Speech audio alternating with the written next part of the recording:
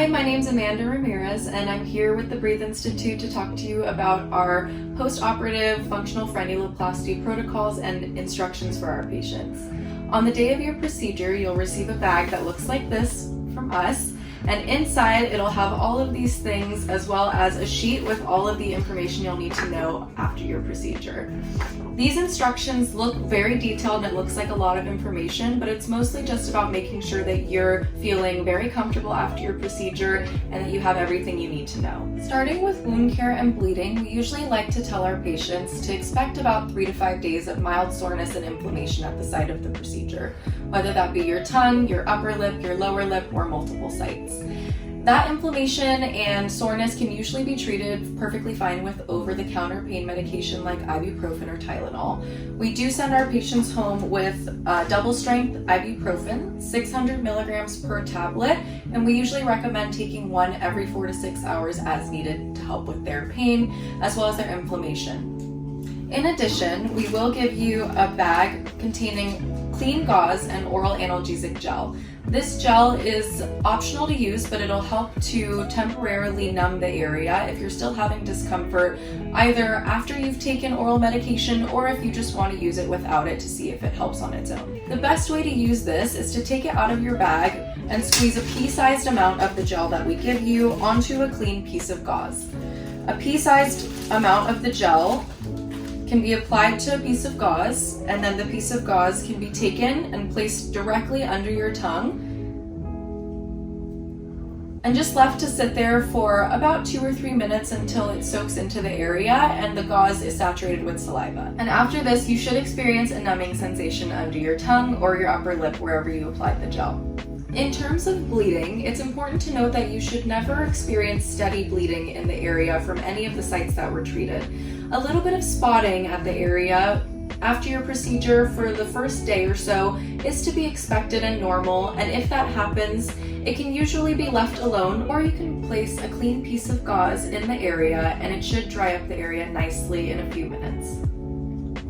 As for oral hygiene, we do want our patients to be brushing their teeth like normal after the procedure. This helps to ensure that the area stays clean and that oral hygiene is kept up while the area is healing. We also recommend using an oral rinse in the morning and at night for the first 2 weeks after your procedure until we see you for your follow-up, just to make sure that everything has stayed extra clean.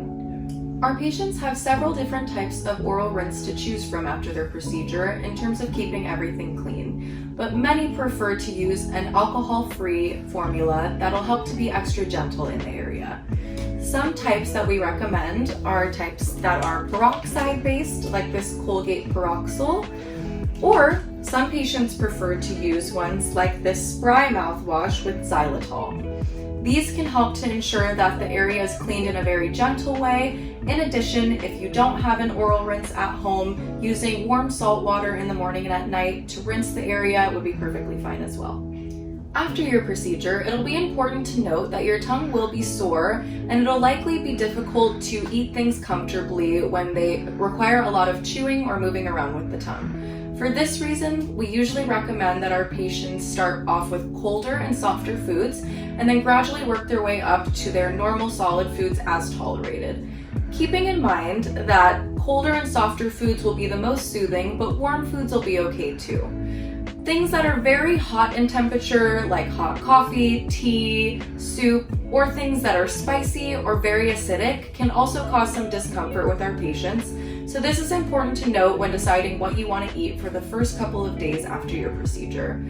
Keep in mind, whenever you feel most comfortable eating solid foods, you're welcome to. It just depends on your comfort levels and your ability to tolerate it without much pain. As soon as you're feeling comfortable eating the things that you'd normally like to, you're welcome to. Dr. Zaghi will place sutures after your release is complete in order to ensure that the wound stays small, ensure proper healing, and to prevent excessive scarring. These sutures are absorbable and will start to come out within 3 to 5 days after you leave our office. They should completely dissolve within 7 to 10 days after your procedure.